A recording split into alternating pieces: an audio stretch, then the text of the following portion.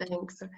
So thanks all. Welcome to the second seminar of the Synthetic Landscape Lab. Our guest today is Dr. Ilaria Di Carlo. So we've been initiating this seminar to discuss how ecological approach could change the way we see design, and also what design can say in terms of climate change, but also in relationship to the current pandemic, the relationship between human and non-human form in the planet. The first seminar was with Manu Zaroukas, and the second one will be with Ilaria Di Carlo. So I'll illustrate her bio shortly. So Ilaria Di Carlo is an architect, urban planner, writer, and researcher. She graduated with honors at Milan Polytechnic, and then she obtained a master in landscape urbanism at the Architectural Association, where we met at the time I was studying there. Ilaria also obtained a PhD titled The Aesthetic of Sustainability, Systemic Thinking and Self-Organization in the Evolution of Cities, which is very much pertinent to the topic we are investigating in the Synthetic Landscape Lab. Prior to founding a Rome-based international studio, Ilaria Di Carlo Architect in 2010, she worked with different architects in London. She was associate at Skidmore Owings, and she's currently history and theory tutor at the Bartlett and co-director of the AAVisiting School Milan. Her research interests focus on the importance of aesthetic, revisited through the lenses of systemic thinking, complexity theory, and transdisciplinarity in the sustainable design of city and territory. Okay, thank you, Ilaria, for joining us. So the seminar is mainly connected to our PhD student seminar, to our diploma student, as well as a seminar in landscape and city that we have at the moment. So we welcome all the students and also the guests to take part and participate. I leave the stage to Ilaria. Thank you.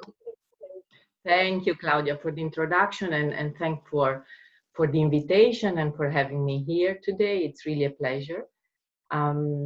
For this lecture, actually, today, Claudia asked me to talk about aesthetics and ecology, which is, as Claudia said, a very dear topic to me. And so I did. But once I finished the presentation, I realized that I had given to the lecture quite a philosophical cut. And reasoning about it, I kind of concluded that it's because for me, this crisis that we are living today, which is in many aspects an ecological crisis, at heart, it's a philosophical one. And so I left it with this peculiar cut, and I hope it's not going to be too abstract. I will try to be as clear as possible. The title of the lecture is The Powerful Impurity of Aesthetics in Ecological Design, the Metaphysics of Collaboration. Now, I'm going to discuss with you today three topics. First, I would like to explore what is ecological design, and therefore what is ecological thinking in terms of critical design. And then I will elaborate on the concept of impurity of aesthetics. And last, I will try to withdraw some conclusions on the possible ramification that the above notions could have on the COVID-19 scenario, and therefore how society could adjust or operate in these circumstances. So what is it, ecological design? What kind of ecology are we going to approach and to explore? And in order to do this, I would like to start the conversation with a video about the work of an artist. His name is Hubert Dupois. And I always somehow try to tap into the world of art, as I believe that art somehow has the power to make great synthesis of the future to come. And it does it always with an aesthetic language. And often what we experience conceptually and materially in art is what later on becomes practice. Like in this particular case that you will see, the work was created in 1980s, and it was exhibited for the first time in the 90s. So it's almost 40 years old, but it's strikingly how it's incredibly very actual. So let's watch it together.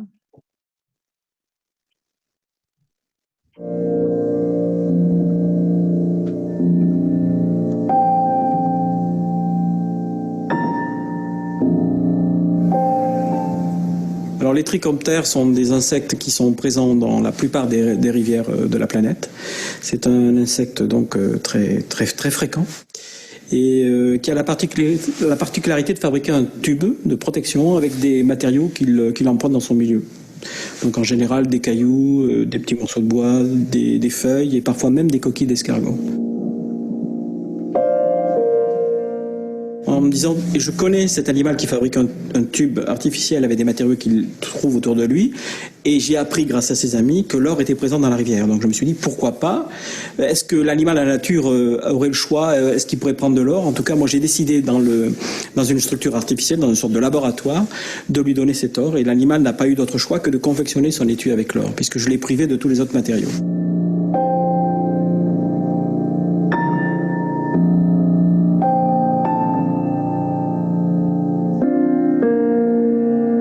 Le travail avec les trichoptères est un travail de collaboration entre moi et les trichoptères. Disons que je crée les conditions favorables pour que les talents du trichoptère puissent éclore. Je crée des situations et je suis un peu comparable à l'architecte qui fait travailler les maçons. Comment les idées me viennent? Le problème, c'est que je ne sais pas comment elles viennent. I love when it says that he doesn't know how he does it. So if we look at the work of Duprior is telling us a very complex story. And it's a story about information theory, it's about ecophenomenology, it's about epistemology, and it's about aesthetic behavior, the authorship question, and it's, of course, it's also about design. What is showing us is this work of the caddis larvae. They built their shells, their homes, which is the most intimate and protective space. And they do it with the material that they find available in the environment, which are normally pebbles, leaves, pieces of wood, and all sorts of debris that they find in the wood. And they stitch it together to strengthen their silk cocoon. But once they are forced into an alternative environment, which is the one of the water tank, which is filled with small chips and tubes of gold and precious and semi-precious stones, the insects use their own technique to adjust and to adapt to a new situation. And they are capable to perform the most successful and, if you want, exquisite act of environmental resilience and adaptability, and they do it cooperating with the environment. And in a way, this is a beautiful and successful metaphor for us humans on how we can adjust in a way, to the COVID scenario and the post-COVID scenario. But what is more interesting for me about this project is that it's also telling us another story, and is that we need to acknowledge that the environment is constituted by an ecology of different forms of intelligence, and where humans is just one form of biochemical intensity, and each one of these biochemical intensity, each one of these ecology has what Manuel de Landa, quoting Deleuze, calls the material expressivity, which is basically the way in which every matter expresses itself. And De Landa says, the early human artists who tapped into this expressive reservoir for their cave paintings, body tattoos, and ritual ceremonies far from introducing artistry into the world, they were simply adding one more voice to an ongoing material chorus. So the work of Duprat, this sort of interspecies design, is not just about the creation of an aesthetic assemblage, but it's about the relational construction of space, time, and value. And it's about the construction of the value of the space through the symbiosis of different forms of intelligence. And it's by open-endedness, it's by inclusiveness, and it's with the goal of improving and somehow intensifying relation and networks and exchanges. And it's what in relational aesthetics is called intersubjective encounter, which are basically events and practices and agencies where meaning is created collectively and not consumed individually. And this is a topic that we will tackle later on when we will deal with the concept of authorship. Now, this aesthetic idea of intersubjective encounters, which somehow pervades every concept of very deeply the concept of ecology, it's something that really fascinates me, because somehow it's the aesthetic answer to the philosophical question about nature and culture. And it's the answer that envisions an ecological anti-dialectic perspective on nature and culture, and nature and humankind, which is somehow fundamental to overhaul the phenomenological problem. And it's that kind of disposition that Maurice Merleau-Ponty was kind of stating. He was trying to unify the traditional dichotomy between nature and artificiality. And for him, artificiality was just an evolution and a transfiguration of nature. And this image, for instance, which is one of the living root bridges of Cherrapunji in India, is for me a very clear transfiguration or simulacra of this topic. Some of you might be familiar with it, but if you are not, they are suspended bridges that are formed by the living aerial roots of rubber fig trees, which are organized and designed by the local people by tree shaping. And this image is representing a fact. And the fact is that there is no natural, no original space on Earth, that everything somehow has been modified by an infinite quantity of acts from individuals and species. And therefore, if you want to follow Merleau-Ponty's position, ecology can become political when it accepts that in nature everything is artificial, and of that infinitely more intense artificiality than human. Everything is somehow ephemeral. Everything is nothing but natural. And most of all, everything is interconnected. And this idea of being interconnected, it's something very important also at the base of Gregory Bateson's work on ecology and his concept of the ecology of mind. Bateson argued that nature and culture dualism was a special form of mind-matter dualism. And he developed an ecological theory of mind, which in his words was neither supernatural or mechanical. And for Bateson, this ecology of the living world is full of mind. And today we might want to call this mind of Bateson with the term agency. And Bateson argued that it's necessary to transform not just ecological knowledge, but the very basis of science in general, with an aesthetic dimension, a sort of a recognition that ecological patterns are minds. And that is the only way to grasp the interconnectedness of environmental entities and relations. And so he stated in his very unique, quite, if you want, cryptic and convoluted prose the following. He said, so by aesthetics, I mean responsiveness to the pattern which connects. The pattern which connects is a meta pattern, and it's a pattern of patterns. Is that meta pattern which defines the vast generalization that indeed it is patterns which connect, which is very typical of Bateson, this very quite convoluted expression. So this line of thoughts that somehow annihilates the dichotomies between nature and culture and between science and humanities and material and mental and ethics and aesthetics is the same one that was taken on later by Félix Guattari, the French philosopher. And in his seminal text, The Three Ecologies, he condemned the praxis of regarding action on the psyche, the socius, and the environment as separated. And he instead declared the urgent need to rather apprehend the world through the lenses of these three ecologies, the socius, the psyche, and the environment. And for Guattari, his position on ecology and aesthetics was very, very clear.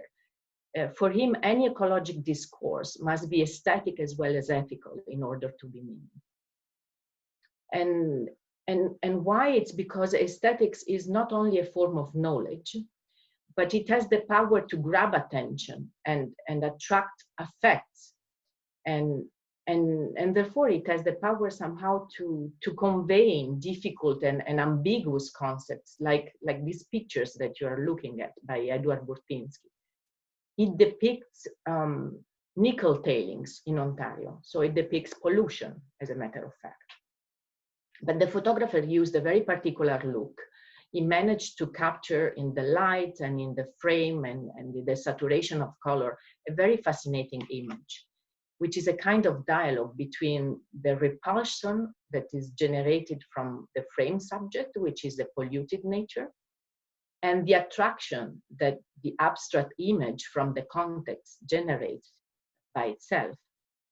So the strong and bold aesthetics of the image succeed to convey that feeling of struggle and ambivalence that often come along with the ecological debate. And it's what he calls, Burtynsky calls it, the metaphor of a dilemma, where the dilemma is one between seduction and fear, and seduction of the image and fear of the content, or if you want, the seduction of the aesthetics and the fear of the ethics. And somehow it's a masterful piece of Guattarian synthesis. And it's what Guattari calls the aesthetic decentering of points of views, which he defines as follows. He says, is the deconstruction of structures and codes in use that is typical of every polyphonic reduction of the components of expression. Its recomposition implies recreation, an enrichment of the world, and a proliferation, not just of forms, but also of modalities of beings. And this goes back to the idea of aesthetics. It connects ecology and aesthetics together.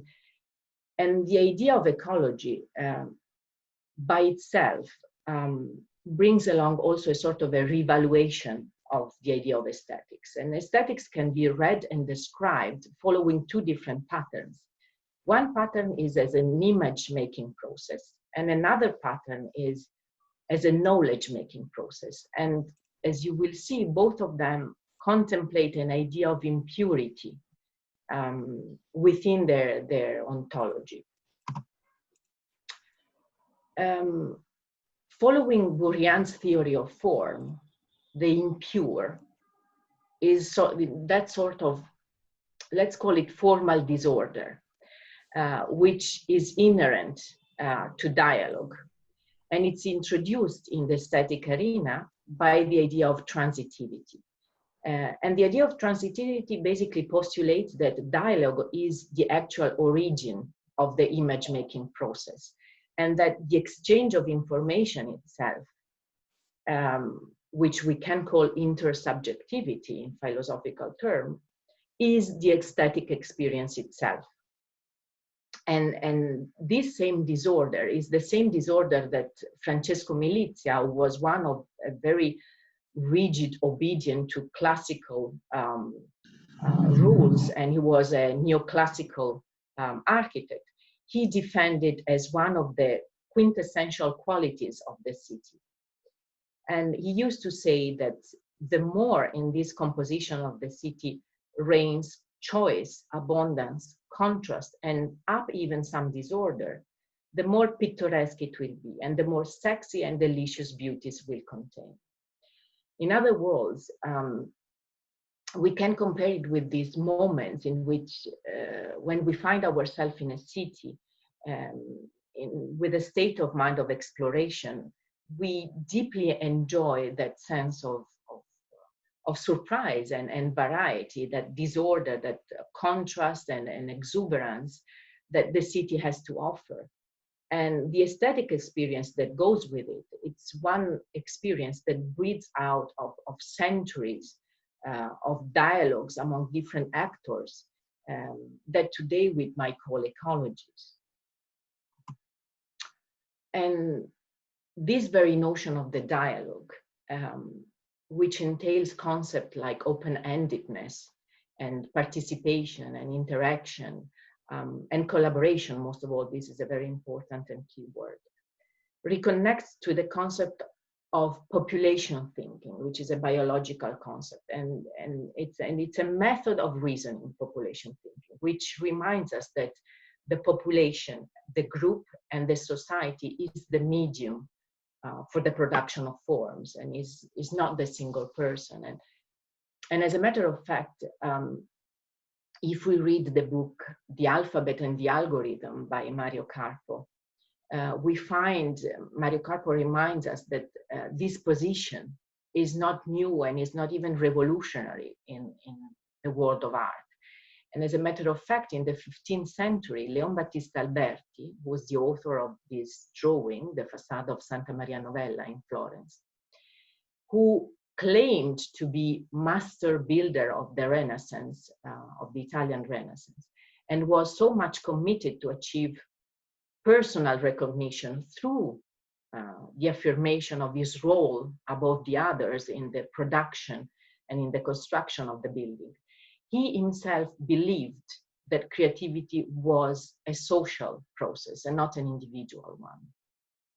Now, such a dialogue among different actors of the image-making process, which is a sort of a choral and collective form of intervention, works as a sort of a device for collaborative rationality.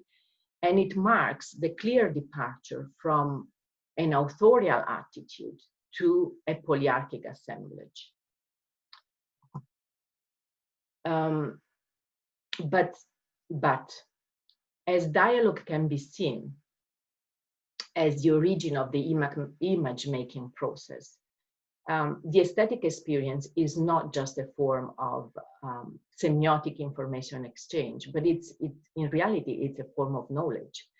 And in fact, neuroscience, through the embodied simulation theory, teaches us that in a precognitive phase, we first empathize emotionally and physiologically with what surrounds us, and only at a later time, we understand it consciously as the source of our aesthetic experience, and then cognitively as reasoning and meaning.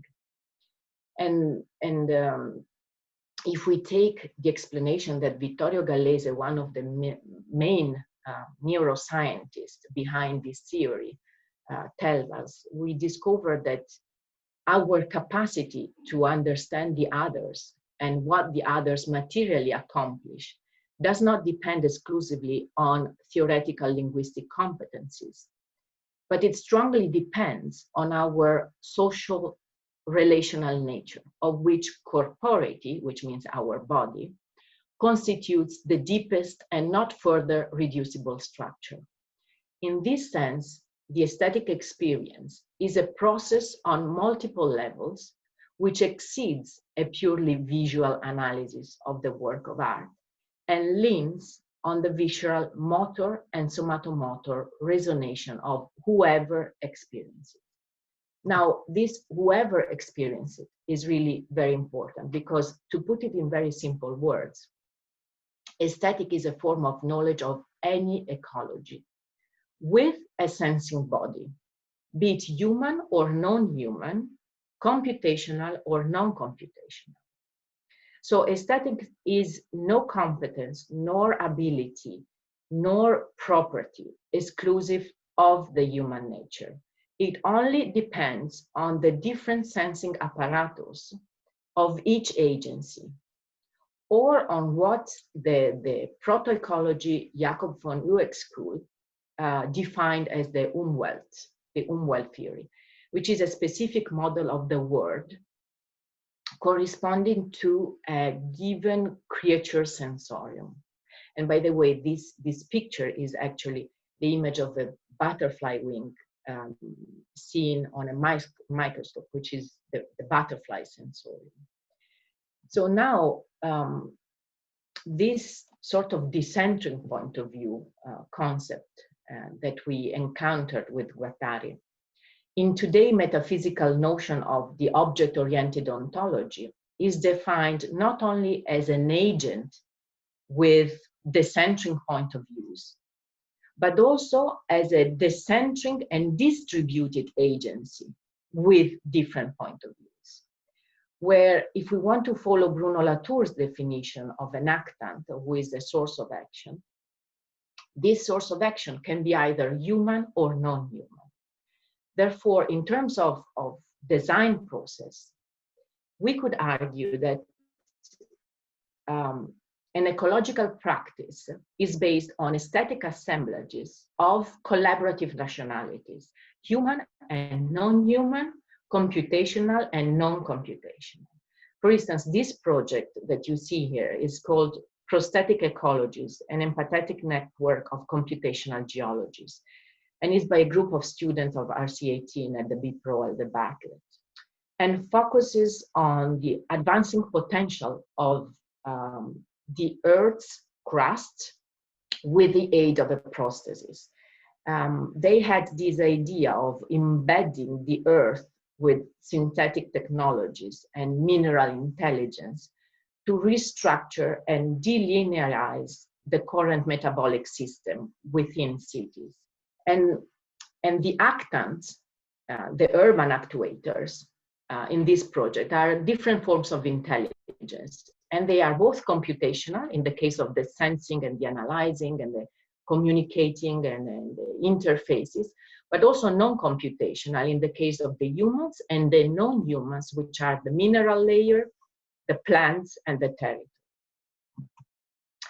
So applied to the urban, this new paradigm, where the notion of the single human authorship with intellectual ownership and its own aesthetic language is completely substituted by the concept of a collective of humans and non-humans ecologies, this might recover what aesthetics really are, their fundamental meaning as an ecological category. And it's somehow, here we close back the loop that we initiated with the Cadiz larvae video. And it's that by the acceptation of these interactions and mixture of exchanges and crossing of energy, that we can detect that fundamental keys of the contemporary culture of complexity and systemic thinking. And it's not the old notion of quality as an essential and pure identity, which is related to cathartic categories such as the beautiful and the sublime of Kantian origin, but it's a more impure and diffuse one. And this, for me, it's a very, very important aesthetic statement, because it suggests that in a dynamic system where reality is based on a permanent condition of recombining and articulating and connecting different organizations in an evolutive and mutating and ever-changing tendency. Quality is not so much related and cannot be related to homogeneity, to pureness, to uniformity and to refinement, but rather to a more complex meaning of sophistication by accepting and by negotiating and exploiting multiple resonances and superimposition. And as Emanuele Coccia says, this mixture is not pollution, which I call impurity and he calls pollution, but it's a new form of cohabitation that overcomes the idea of purity that the concept of ecosystem itself continues to suppose. And with this idea, we enter in the third part of the lecture, which is about the COVID scenario. Now, how are we going to connect all these ideas and these theories and this speculation with a possible COVID scenario? I personally always try to think in terms of models and tools, and especially critical and spatial models and tools. And therefore, in a way, in terms of ontology and in terms of hermeneutics of the issue. So if we want to start to look at the models, at the ontology, then I believe that the key to this challenge resides in the concept of collaboration that we mentioned over and over again before. And it's through this concept that we can be inspired. Now, I will quote again Coccia to better root my ideas. From the beginning of the last century, starting from the symbiogenesis of the chloroplast to Margulies' research on the symbiotic mechanism as the founding engine of the evolutionary processes, biology had to push and revise the Darwinian Vulgate, which had made war and competition and struggle of all against all as the transcendental form of relationship of the living. Coccia says, and this is the very important part, it turned out that one of the greatest invention and progress of life on the planet, which is the construction of the eukaryotic cell, is not explicable through competition and selection, but only through a process of symbiosis, collaboration, and hybridization between two autonomous organisms that merge to make up a third. So it's not hostility and war that allow life to improve and change shape, but solidarity.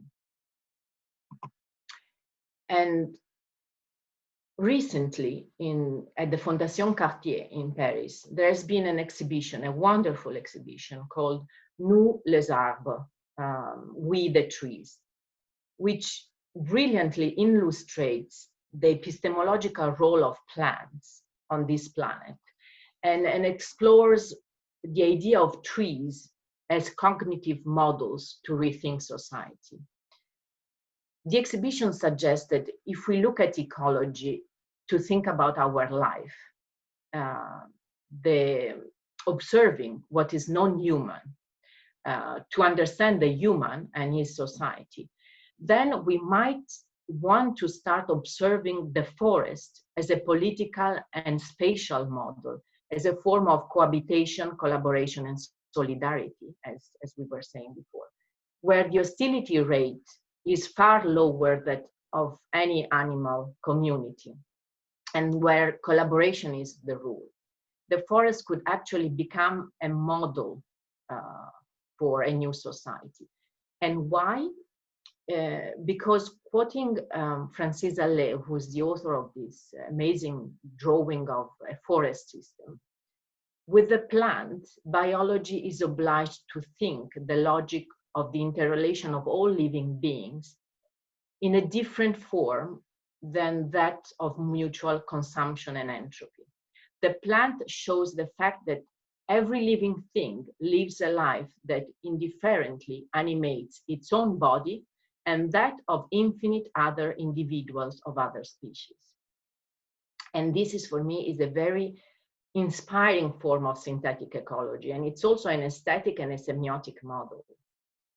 And so if we want to look at the tools, so to speak, we have looked at the models and now we look at the tools. I think that we should look at that form of metaphysical and mental infrastructure that we apply when we are searching for a new praxis, and which is called transdisciplinarity. And transdisciplinarity is about transgressing boundaries. It's about exposing the passage from the mechanical era of design to the digital era of organization in search of a meta-language. And this meta-language would allow to properly address models and tools and techniques to migrate not only from one discipline to another, but also from one ecological agency to another. And is what we called before, we mentioned before, as the interspecies design, or the equivalent architectural process of the caddis larvae. For instance, in this image, which is the growing pavilion by Pascal Lebouc in collaboration with Eric Klarenbeck of Studio Crown, the Crown Design. The human has designed the wooden structure, which is then colonized by a skin of panels grown from mushrooms, with the mycelium in the roots providing strands. And these panels are then covered by a sort of coating, which is a bio-based product, which was actually originally developed by the Inca people in Mexico.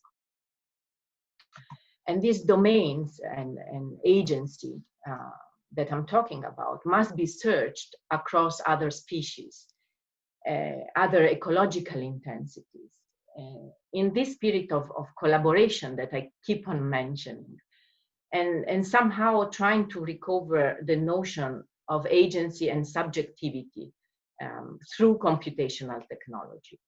And it's this sort of dialogue that we mentioned, the one that in social science, Bruno Latour with his actor network theory envisions as the parliament of things, where every object has a voice in the democracy of the planet.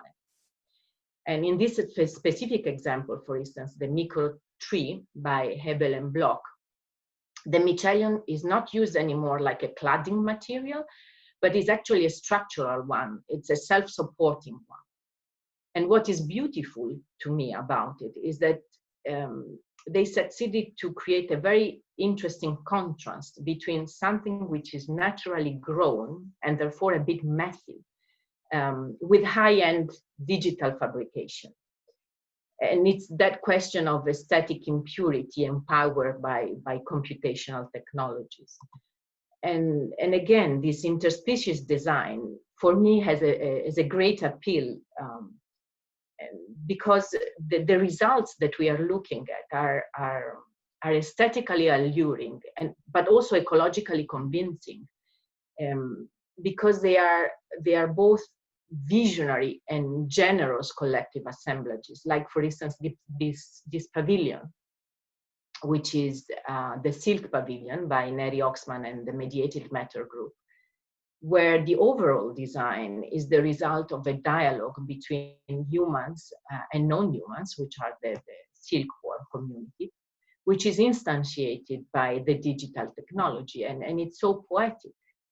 Or another work, for instance, which is this New York master plan by Scape, which is entitled Oyster Texture, is a master plan, is a sort of a marine gardening project, where the ability and the intelligence of the oyster as built-in filtration system is organized on a 200 acres marine park in the harbor of New York, and has a scale of an ecological infrastructure that works as a wave breaker and as a cleaning system, as a recreational facility.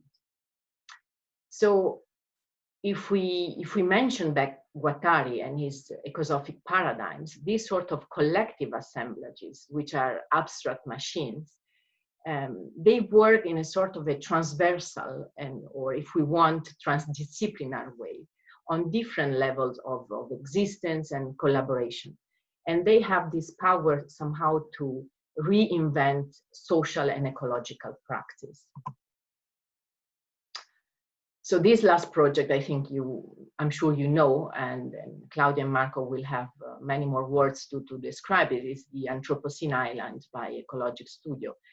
And this is yet another meaningful example of a paradigm of interaction, which is drawing from advanced computing and harvesting intelligence from other species, the bacteria and the birds. So all these examples, to conclude, and many others that now I don't have time to show you, work as a sort of interfaces for dialogue. And it's this dialogue among different forms of ecological intensities of different species. And it's that dialogue which is the actual origin of the image making process and also the aesthetic experience itself. But it's also what Guattari called virtual ecology, which is a speech between men and machines that would mark the change from the contemporary world to a world as a science of ecosystem with ethical and aesthetic engagement. So for me, instantiating this sort of dialogue would give back to humanity a sense of responsibility, not just towards the material components of life itself, the planet and its living beings, but also towards that immaterial component, which are knowledge and consciousness. And this would bring along also new concepts of aesthetics, which directly relate to ecologies, as our senses were not meant for detached cognition, but they are meant for participation and for collaboration and for exchange. And in a way, we would not lose that sense of otherness, no? That it's so important in life. Now, on another level, these examples that I've shown you, they are more or less all example or all cases of skeuomorphic design. That is models that describe the mobilization of non-human perception and behavior to produce results that are desired and directed by human designers. And therefore they embody one specific approach to interspecies design. And for me, to push it even further, an interesting challenge would be to start understanding the city and the territory from a non-human point of view, like the point of view of this cow, for instance. So a new perspective, a new desire, which is asking us somehow to abandon some of our familiar and privileged notions of agency, of identity, and also about boundaries between the different actors and the environment. To give you an idea, for instance, this image represents the COVID-19 scenario emergency lived by the monkey's perspective. In a city in central Thailand, they are basically starving from the absence of the usual crowds of tourists who used to feed them, and therefore rival gangs of monkeys, they fight over food, and in this case just to get hold of one banana. So it's a very different perspective. And besides the specificity of the images and of the challenges, what is really important to remind ourselves is that this process recalls a very specific type of approach, which the art critic Germano Celant, who unfortunately passed away a few weeks ago of COVID, he used to describe the work of the Arte Povera movement, the Italian Arte Povera movement, with this word: when attitude becomes form. And I think that this attitude is the change in perspective that we need to envision. So to conclude, this change of perspective in terms of critical agency would inevitably bring along a change in what the philosopher Jacques Rancière used to call the distribution of the sensible, where the sensible is the perceptible, the appreciable by the senses and by the mind. So the main topic I would like to leave with you, and the food for thought, if you want, is that if we are trying to readapt Rancière's thinking to the current scenario, the distribution of the sensible consists in new forms of inclusion and exclusion of the humans and non-humans collectivity in the process of appropriation of reality. And this process of appropriation is a computational process, and it's both an aesthetic and a political process. And this access to a different distribution of the sensible is the political instrument par excellence against monopoly. And therefore, I think that we should treasure it. And here I conclude, and I hope it was not too long, and I thank you for your attention. Thank you. Any questions? Thanks, Ilaria. Thanks for the presentation and the seminar. Very much to the point. I'll make the first question, and then I'll open up to the student and the public. So we very much share the idea that we should not somehow design to integrate biological elements such as tree or microalgae or insect in a human world, but somehow design for a world that is expanded, that is not only for human. That I sort of make a paraphrase of what you were discussing and summarize in a design ethos. But you mention politics also often, and I'm always really careful about mentioning politics, because the word polis comes from the idea of a society very much centered on the human arena and the discussion inside of the polis, of the public space. And I wonder whether in the project that you present, there is an attempt to redescribe politics in a different manner, because the word as we use it and as we narrate it is very much concentrating on a point of view that see the human at the center. Polis, no? The polis. Yeah. How do you see this word possibly evolving in a way that we could start to discuss also master planning and planning a new form of landscape with politician in a way, with a language that is political, but remove this centrality of the human and discuss a world where we need to design for other individuals to be able to design for us? I think that it's a very interesting question, actually. For me, anything we do is quite political, no, in a way. But is that in this case, the politics I'm talking about are more the politics that Bruno Latour is describing when he talks about the parliament of things, no? Where he talks about the necessity to include all the things in the world within the democracy of being able to design the environment. So being able to face a political debate with an ecological mind, for me is really the possibility to open up the dialogue, maybe possible, maybe not, with other agencies.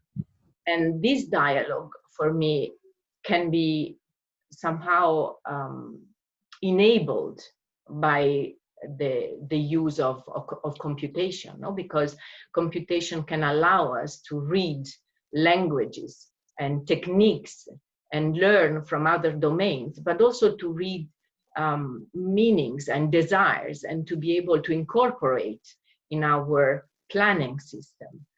For instance, now it's known that plants that we for centuries considered vegetative, no? And even the term to be in a vegetative state, no, meant something not active, not really active, quite passive. But today, through neurobiologists like Stefano Mancuso, we know that actually plants are extremely active and extremely intelligent, and they have a way of communicating which is very articulated and complex through their roots, through the bacteria that they let grow on themselves, through their leaves. But we need to kind of get in contact with this system of communication in order to take on board also their needs, no? and their techniques, and to learn from them. And computation can help us to do that. So, I agree that the development of digital technique can be very relevant in translating something that, as you pointed out at the beginning, is a philosophical framework into a framework that it's able to actualize possibly more this idea. Exactly. This is the point, is to be able to construct that dialogue, no? The dialogue that I was mentioning, which is a dialogue is always part of a political debate, but the political debate is not minimized to the polis, but to the environment, no? to the planet. I think it's really important to make this distinction, and at the beginning I always avoided to discuss politics, and now more and more it becomes how do we discussing and we open up the word because of the original connotation that the word has. I say bye to Gabi, the dean, that just left and sent a message and suggested that she enjoyed the lecture and is very inspiring, important, and sympathetic to have. So thanks. And I'll open up to the student. I would suggest especially the PhD student to make at least one question, and the other, please feel free to participate. You are actually very much encouraged. Thank you. I'll pick up with my question again later, but if not, it becomes a dialogue. If I can Please don't be scared. It's not just about philosophy. We can talk about anything, really. I wanted to jump in this discussion about the politics.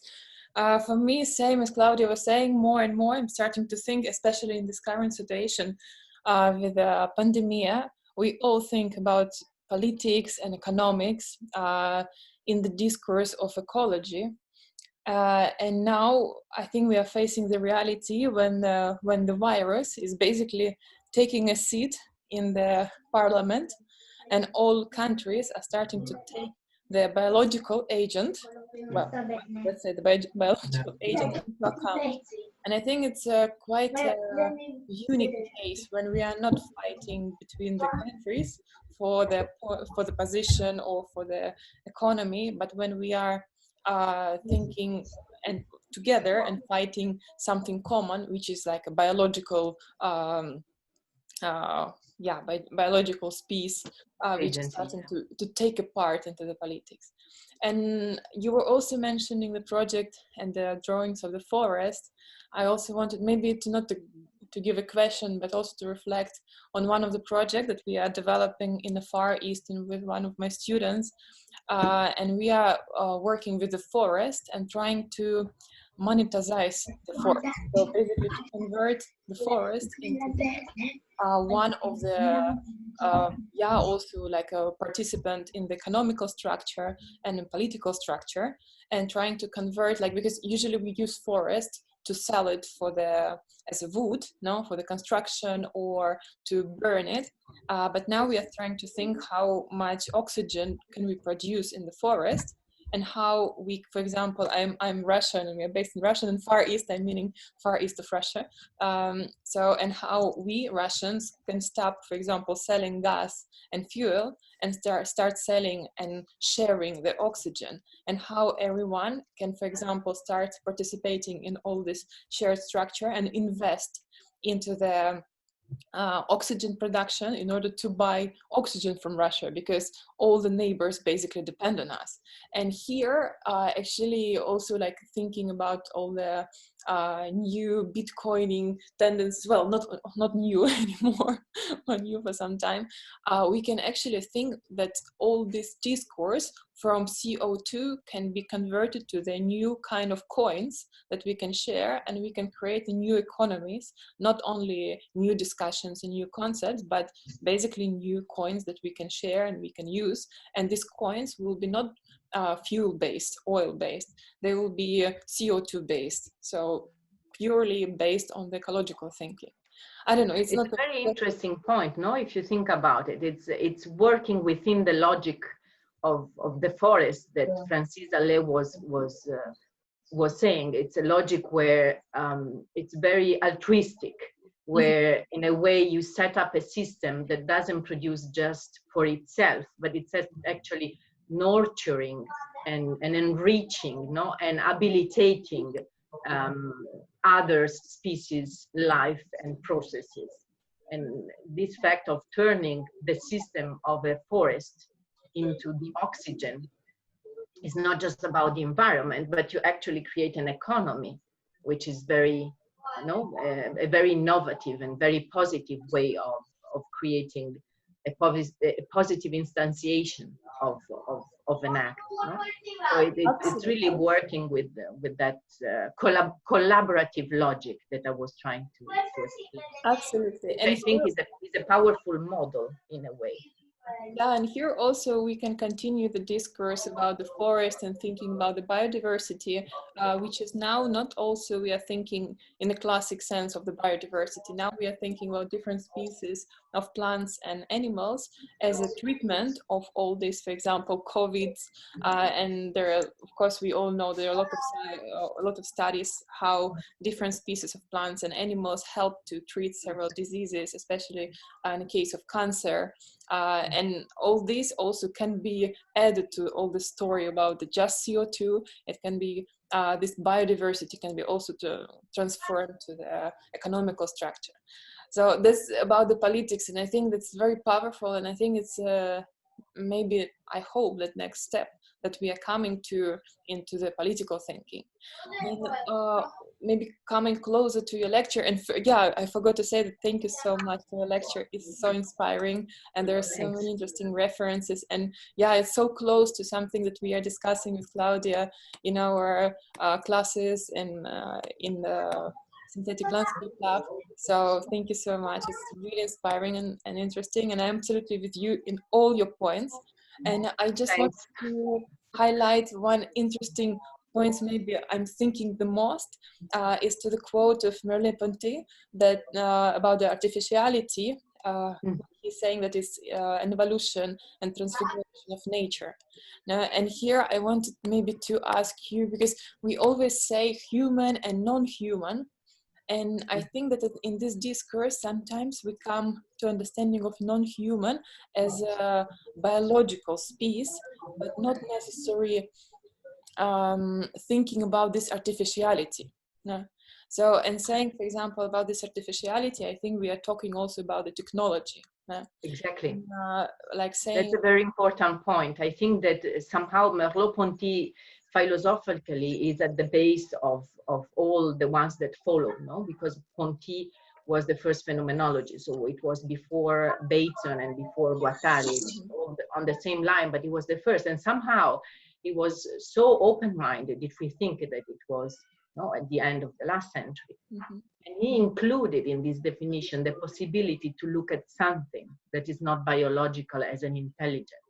And there was nothing at that time. There was no Alan Turing. There was nobody that somehow was going to suggest the possibility to incarnate, to embody something which is not biological and define it intelligence. And I love that definition of artificiality, because somehow it's just part of a flux. No, it's a transfiguration of nature. No, it's an evolution of nature. So everything is nature, and everything evolves. So as far as it responds, no, to certain definition, it has the same authority somehow, the same criteria, no? And that also goes with the aesthetic discourse, for instance, on who is supposed to have an aesthetic taste. It's not anymore about an aesthetic taste. Anything that has a body, no, that has a sensing apparatus, experience aesthetic in a way or in another. No? And I like the fact that it's somehow within a discourse that is always flowing and inclusive and not exclusive. I like inclusivity, like a political inclusivity. I like.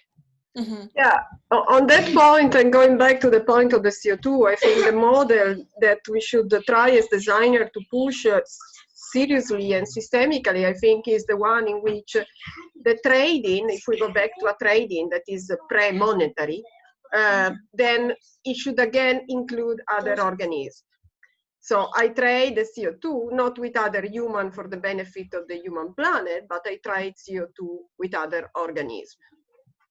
And for the benefit of the Parliament of Things. Yeah, no? so, but that is what designer can actually actualize, because now, you know, Bruno Latour did something great in being able to approach also press, like the New York Times, and nowadays with COVID-19, the press of all the planet, in trying to discuss highly philosophical subjects that I think are really relevant with our the public. But designer can have an agency in trying to understand how that world can find a spatial actualization.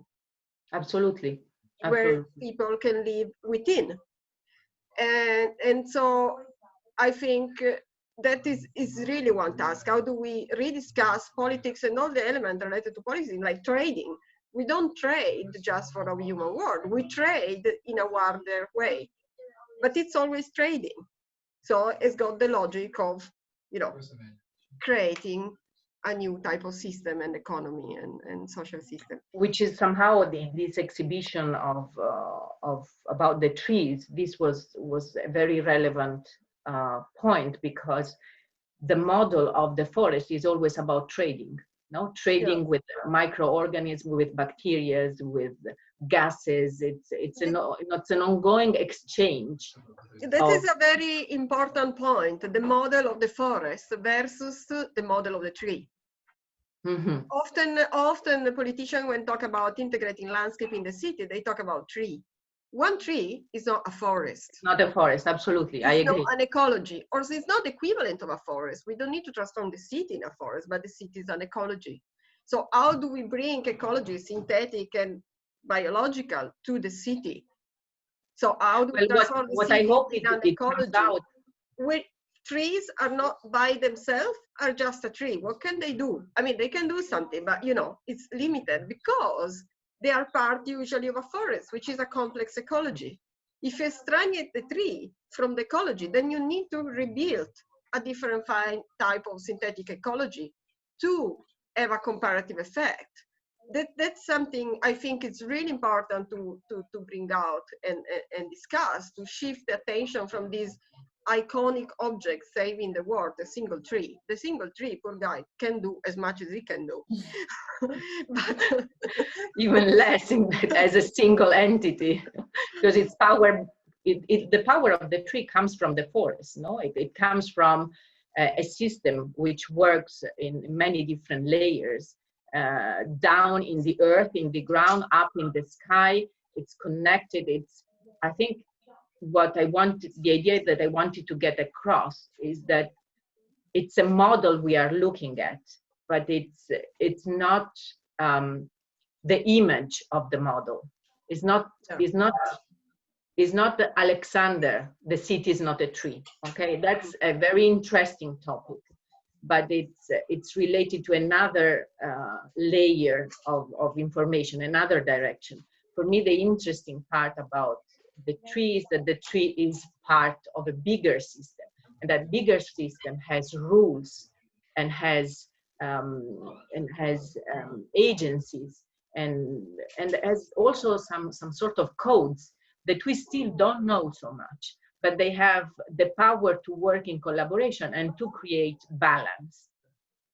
And these sort of exchanges that work in terms of biochemical exchanges, no, and on different levels, this is what is really interesting to me.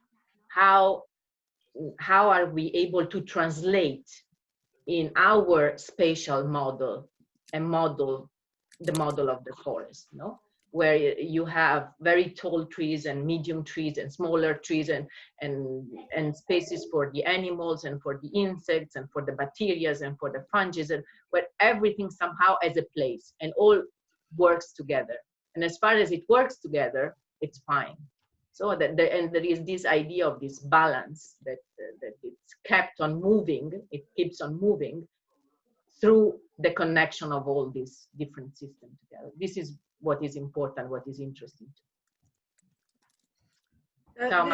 Thanks. There is also a question in the chat. Maybe it's very long. The person who made the question, does it want to say it or? Wait a second, because I don't see the question. There is a chat in the middle that should blink, chat near share screen. Yeah, share screen. It's very long, it's about nature and artificiality. Maybe you want to check it and answer, or the person that made the question want to actually speak out. Is the person still here? Yes, I think so, right? Very long. Can we talk about it? Yeah, Jay Zibret, please make yourself known. I'm sorry for a very long question. No, it's perfect. Just it's better fine. to talk about the No, the question, have you read it or do you want me to read it again? I read it, but maybe comment on it. I don't think Ilaria read it, yeah. No. Well, yeah, well, when I'm potentially trying to see the future in which we could live as architects or like society, we try to use the nature as a carbon neutral medium, which could potentially like be integrated with robotics and automation, and to decentralize the human point of view. So we try to like spread it to non-human species, or even like objects, like Graham Harman says in the object-oriented ontology.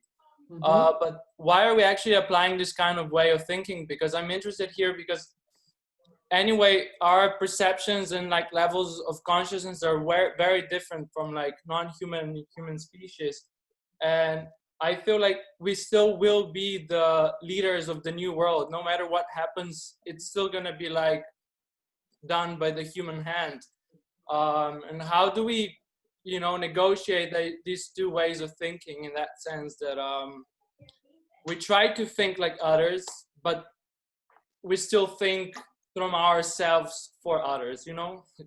Yeah, so I think that it goes back to the two slides that I showed. I said the example that I showed you of the projects, is what I call the skeuomorphic kind of design, which means when we design something, taking into consideration other species, other ecological intensities, but somehow we are always leading the design. We are always directing the design. So we kind of push gently sometimes, and sometimes not so gently, other agency to work for us.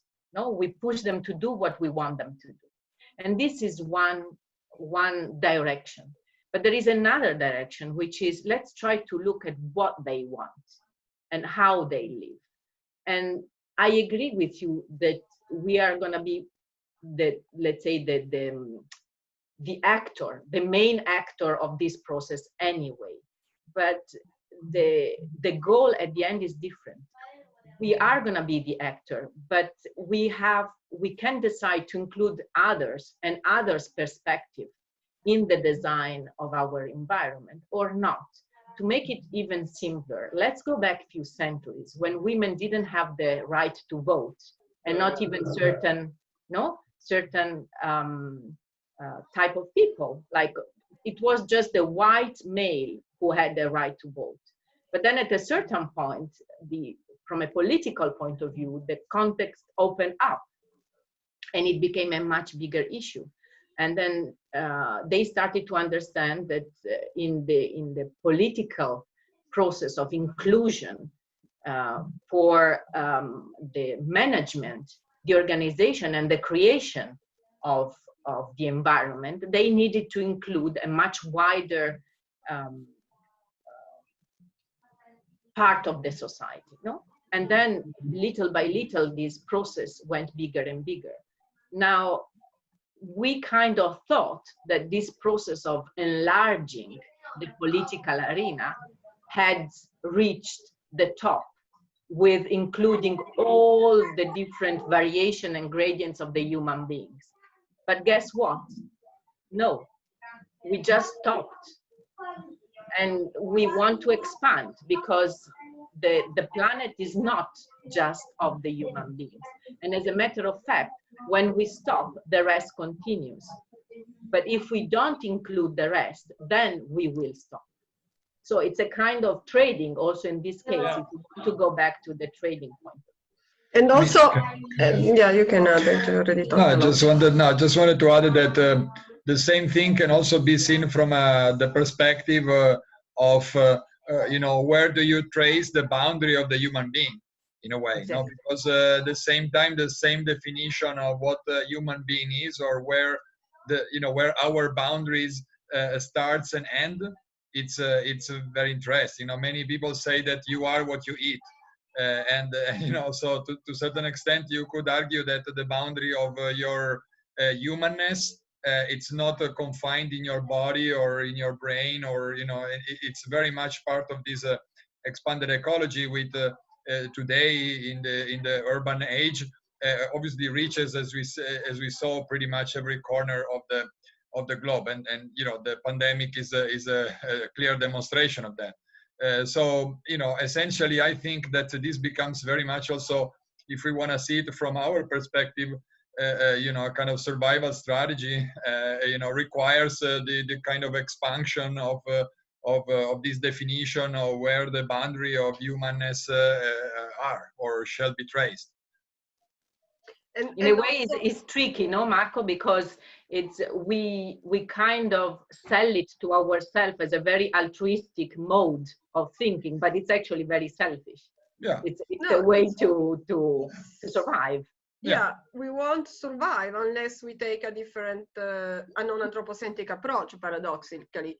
Also because many of the products of human society are out of the control of human society, again, as the pandemic demonstrates. So the question of being the leader is a bit of a sort of illusion, because yes, we have been having a great impact, doesn't mean we control that impact.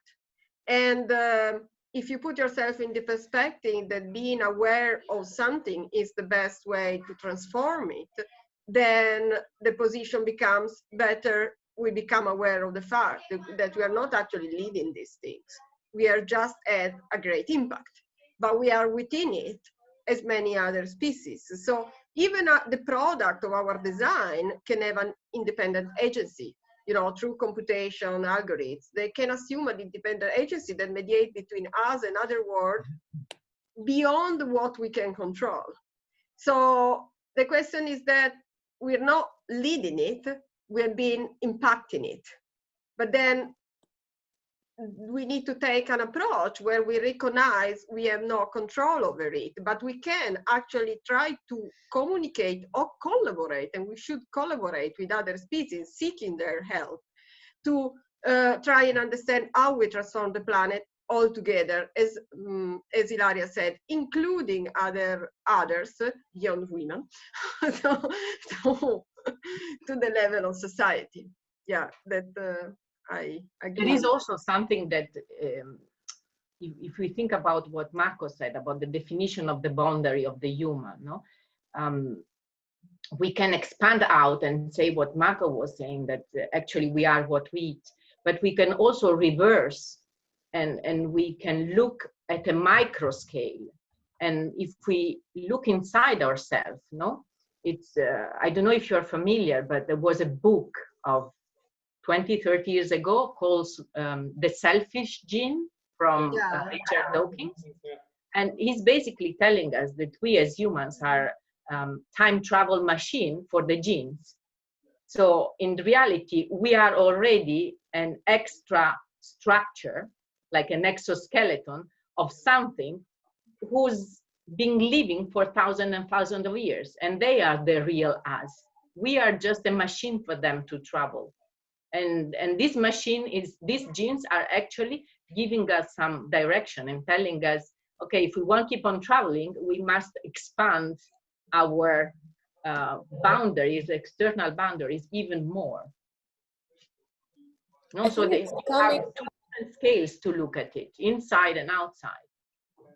I think it's coming from the idea of the intelligence, because we used to assume that human is the only intelligent species on the world, and I think it was very much supported by the religion, and it was very much difficult to move ourselves from the idea that we do the design and to think that we actually co-live with something already and everything is co-designed with something else. No? But to think that the intelligence is also distributed and shared, and there are other intelligent systems within the world, I think this changed radically the thinking about the design and the aesthetic thinking as well. Yeah, thank you. Do we have other questions? I have a question on this. Filippo, yeah. Ciao. If I can. Hi, Filippo. Hello, everyone. Ilaria, Claudia, Marco, Teresia, Maria, and everybody else who is around, which I may know. Let's name all 53 of them. Yeah, these are the ones which I see in the cameras there, so that's easier. So. Okay. Anyway, no, I wanted to interact on this last point, because as much as I share some of the points of the discussion about dealing with different intelligence, extending the human, and embracing non-anthropocentric points of view, I have a few doubts over the fact that the notion of the political can actually be extended to other forms of intelligence. Like, how do you practically share the idea of political with a donkey, a bee, a spider, slime mold, and everything?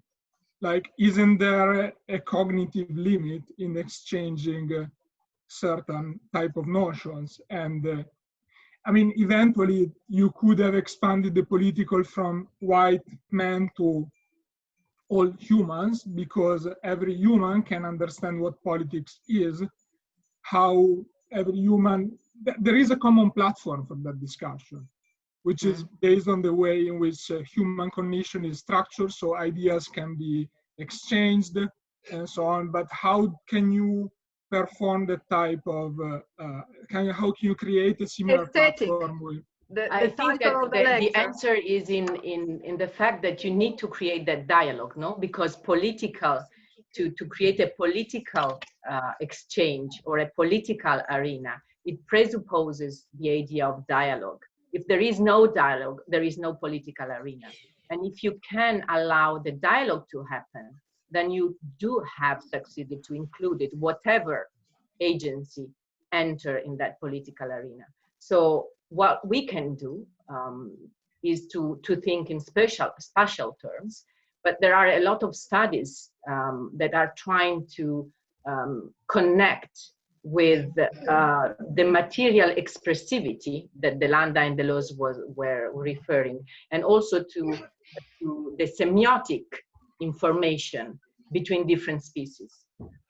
It doesn't mean that you will see a donkey sitting at the parliament, but if the donkey needs, perspective, and desire are communicated in some sort of another to that parliament, then they have a voice. It's like translating what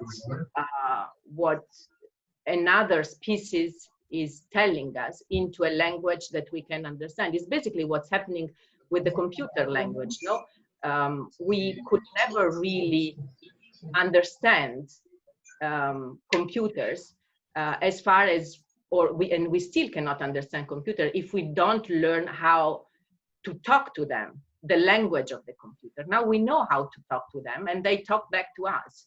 But it's because we enable this dialogue.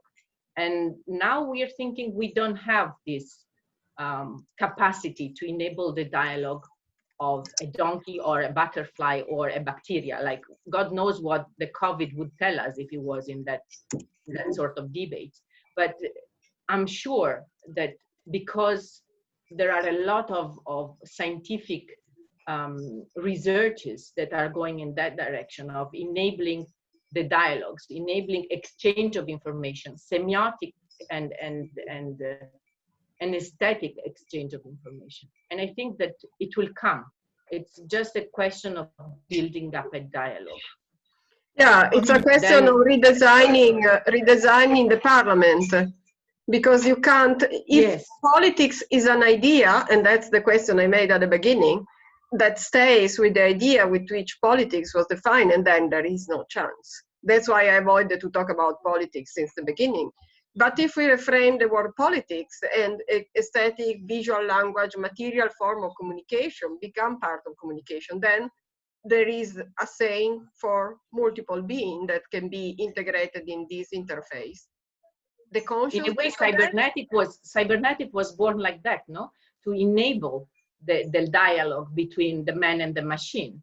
And this dialogue between man and machine is also the same tool that can enable the dialogue between man and other species through the machine. So I think that it's just a question of instantiating and evaluating the possibility of this dialogue. Yeah, I mean, personally, I'm more, I understand the point of the dialogue. I just think that eventually it will be that there will be a human party interpreting what certain types of inhuman species are saying and bringing it into a conversation with other humans. So I'm a bit skeptical that the communication would work differently than that. So, but are you skeptical about the communication or the second step, which is the taking decision over the communication? I'm skeptical about the type of communication that you can have. You can exchange information, yes, but you cannot have a communication at the same level with species that have different forms of intelligence. I mean, in this I'm quoting literature rather than science.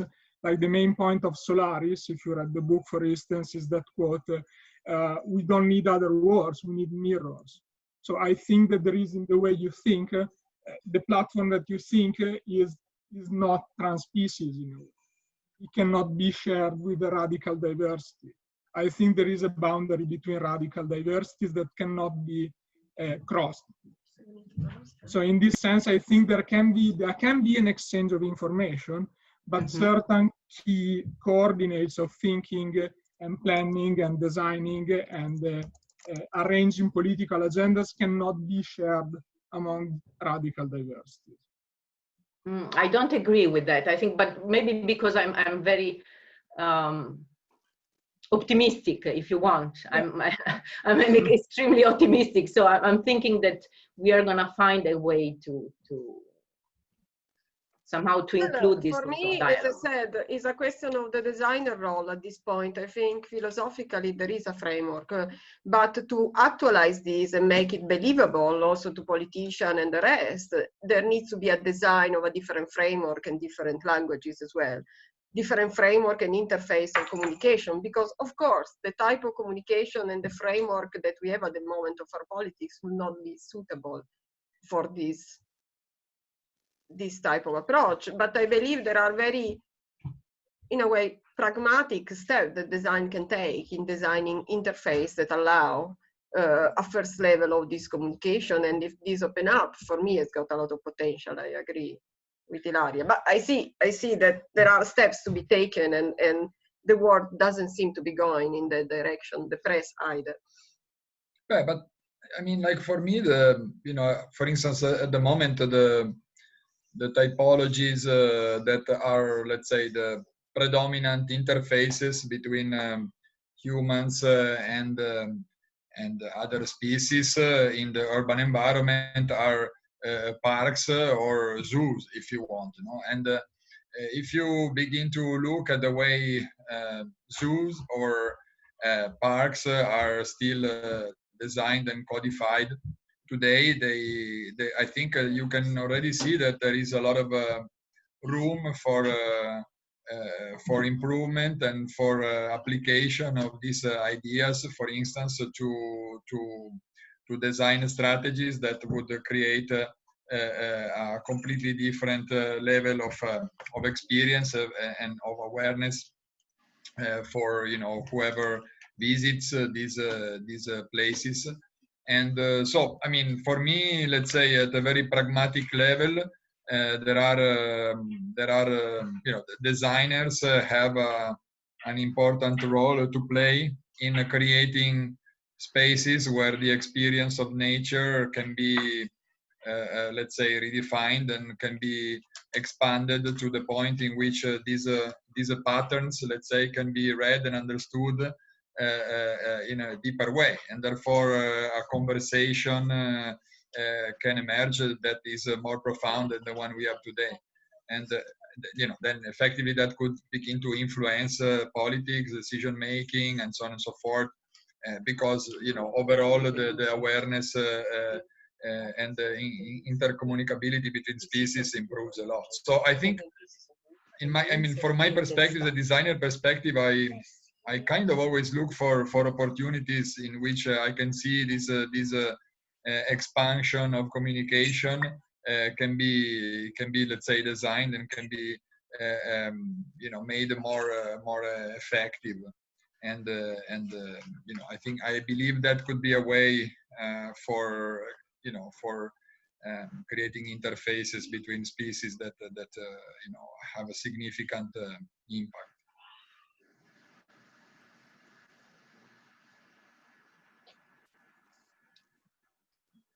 Thanks. Other comment, Teresa? Yes, I wanted to touch. My microphone was switched off. I really enjoyed the discussion, and I think this problematic that we are touching with creating the dialogue, I very much share the optimistic point of view. Anyway, I was working with Claudia and Marco in Ecological Studio on some of the projects, but still, somehow I have a feeling that when we are creating this communication between human, machine, and nature and other species, it very much depends on how we look as on the human part, from which perspective. Usually we touch it from the point of seeing ourselves as designer or as a user. But we need to include ourselves also as an active participant. So for me, I really like this image where you were showing the bees in the non-typical environment with the golden pieces. And, you know, we as human and active participant in everything that is going on, we are also able to adapt and adjust to our environment, and therefore contribute not only as a designer, in my point of view, but yeah. I don't know if it was understandable, but it was clear. It was clear. Yeah. I think that we need. It's a question of being more less selfish, and yeah, I'm talking about some kind of cognitive self-awareness, let's say. Yeah. But it's also about, you know, the possibility to push ourselves to look from different perspective, but also from different boundaries, no? Yeah. Where we are not always in control, but we have to accept that there is a part of our life which is not in control, like what's happening now. It's a situation that we cannot control, and this can happen more and more often if we decide to open up to the otherness, but at the same time, it's even more enriching, no? It's that kind of palpitation that you have when you're encountering something you don't know, but it's very exciting. So you have this dilemma of from one hand of being very excited because there is something new and it's somehow touching the right chords in yourself, and the fear or the shyness, no, that rises from meeting the new, the otherness, the unknown, and it's very human, but it's also very natural if we want. It's in every ecology.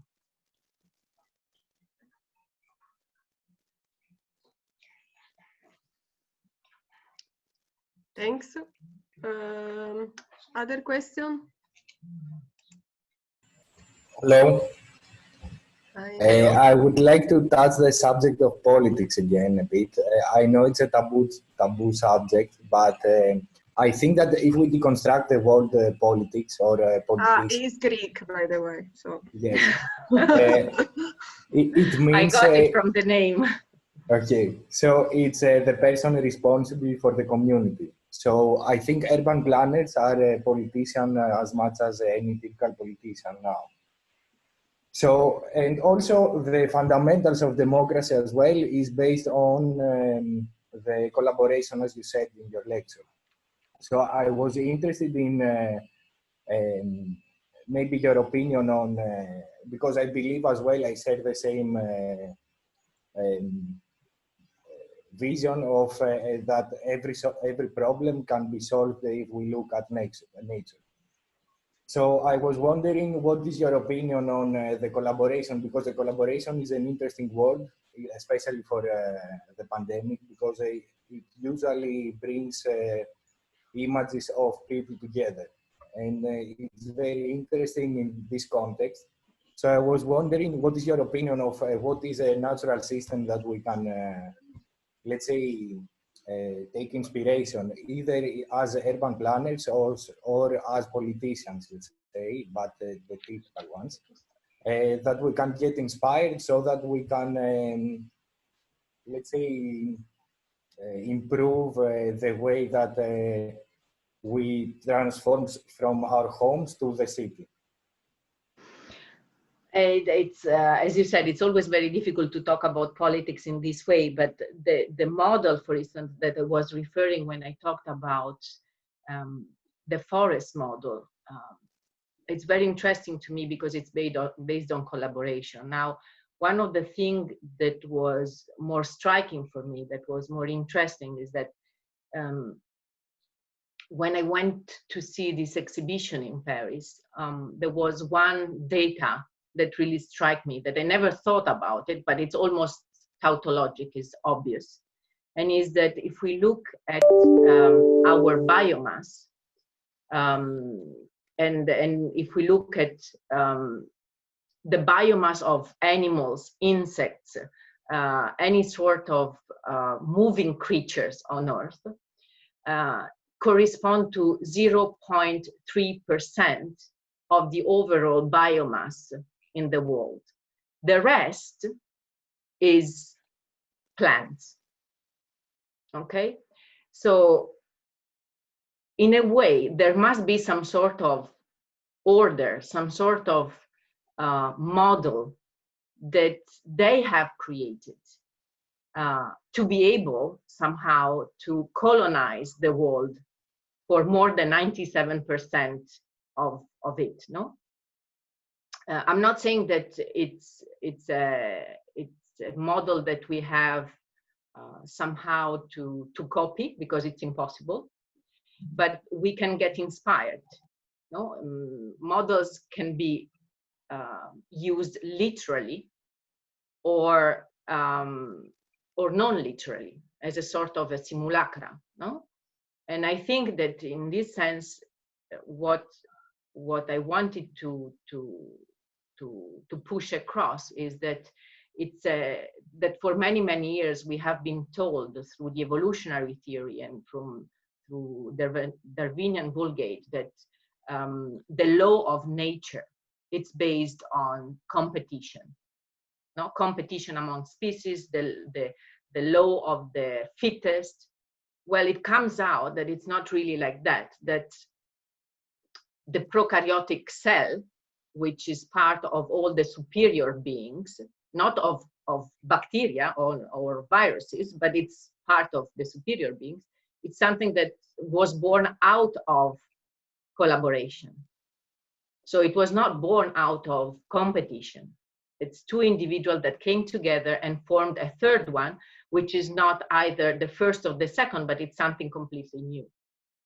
And that's very powerful, because somehow the identity of the first and the identity of the second, their own system, their own processes, vital processes, had to get together through an agreement to build up something that was different, but at the same time, much more powerful.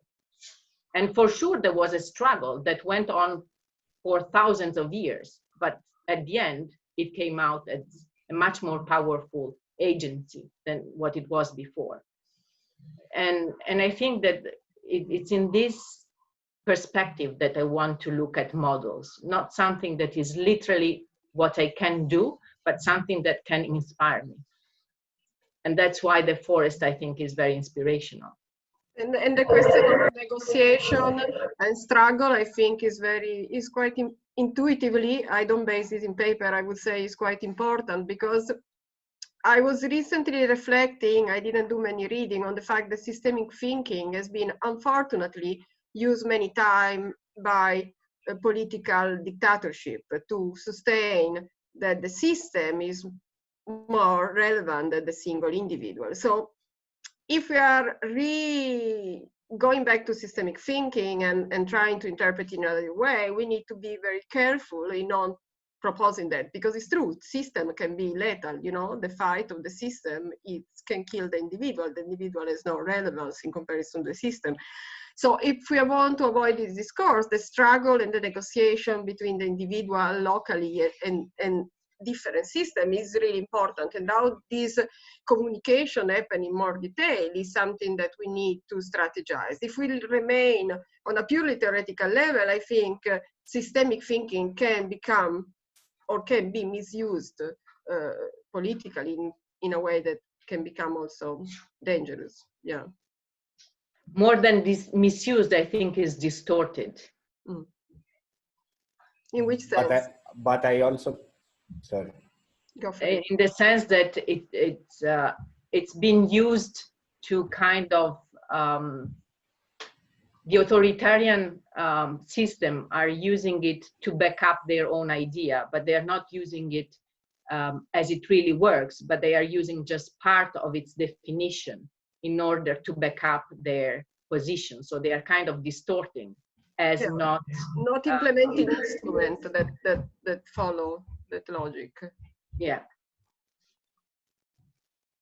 I wanted to say that also systemic thinking, when we apply it within the computational model, has a lot of layers. So I think that it thinks a lot about the whole, but also has a lot of layers within that think the individual as well. But this has to do with the computational model that we are approaching, because if we are approaching something that is completely holistic, then we are looking at something like you described. But if we decompose the systemic thinking into different layers, then we can propose something that is complex enough that we can interface with computational models, but also can think in many layers. True. Cool. Thank you. Do we have other questions? Maybe we can continue with the other question in the afternoon, only with the PhD student. I have a question about impurity and the photo of Rome that you put, but I will reveal it this afternoon. I think it's more of a sort of tutorial type of conversation that we can have. Thanks a lot for the... You're welcome. It was a pleasure, really. The seminar. I think was very good and inspiring. We will have also the recording. For the moment, we don't put them online, but we can share with you and with the student. And we meet again with the PhD student at 4:30 Innsbruck time this afternoon. And we told the other for the next session that will be possibly in early June. Okay, thank you. Thanks. Thanks Bye. a lot. See you all Bye. later. Bye, Ciao, thank ciao. you. Bye-bye.